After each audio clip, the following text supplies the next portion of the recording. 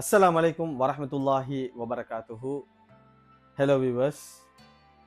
South ஏஷியாவோட speed woman Safiya Namik இன்று இலங்கையில் மாத்திரமல்லாமல் சர்வதேச ரீதியாகவும் பேசப்படக்கூடிய இலங்கை கண்டி மாவட்டத்தை சேர்ந்த அந்த சகோதரி அண்மையில் இடம்பெற்ற சவுத் ஏசியன் அத்லெட்டிக் சாம்பியன்ஷிப் 2025 ஆண்டுக்கான 3 தங்க பதக்கங்களை வென்று எங்களோட நாட்டுக்கு 27 வருஷத்துக்கு பிறகு நாட்டுக்கான பெருமையை எடுத்துட்டு வந்த ஒரு அயன் லேடி.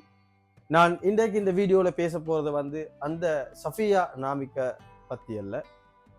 இன்று முழு உலகமும் அந்த சகோதரியை பாராட்டுகின்ற சந்தர்ப்பத்தில் சமூகத்தின் சிலர் சோசியல் மீடியாக்கள்ல அந்த சகோதரியுடைய ஆடை சம்பந்தமாக பெரிய அளவிலான விமர்சனங்களை வச்சுட்டு போறாங்க. இந்த சந்தர்ப்பத்தில் நான் இந்த வீடியோ மூலமாக சொல்ல வருகின்ற கருத்து, எமது சமூகத்தில் எதிர்வரக்கூடிய காலங்களிலே உருவாக இருக்கின்ற பல சஃபியாக்கள் தங்களுடைய திறமைகளை வெளிக்கொண்டு வர முடியாமல் வீட்டுக்குள்ள அடைக்கப்பட்டிருக்கின்றார்கள். அவர்களுக்கான களங்களை உருவாக்கி அவர்களை வெளிக்கொண்டு வருகின்ற சமூக கடமை எனக்கும் உங்களுக்கும் கட்டாயமாக இருக்கின்றது.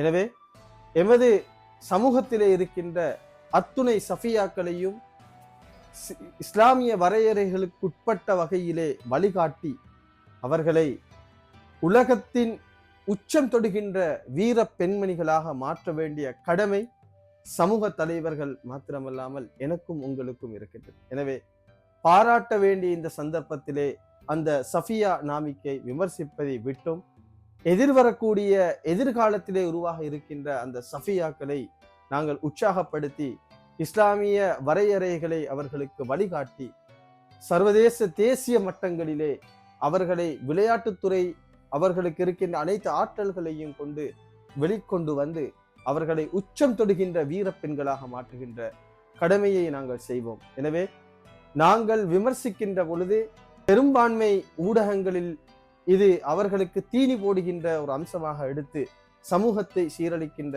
வேலையை செய்கின்றார்கள். எனவே சமூக வலைத்தளங்களிலே அந்த சஃபியா நாமிக்கை விமர்சிப்பதை விட்டும் எதிர்காலத்தில் உருவாக இருக்கின்ற அனைத்து சஃபியாக்களுக்குமான ஏற்பாடுகளை செய்வதற்கு முயற்சிப்போம்.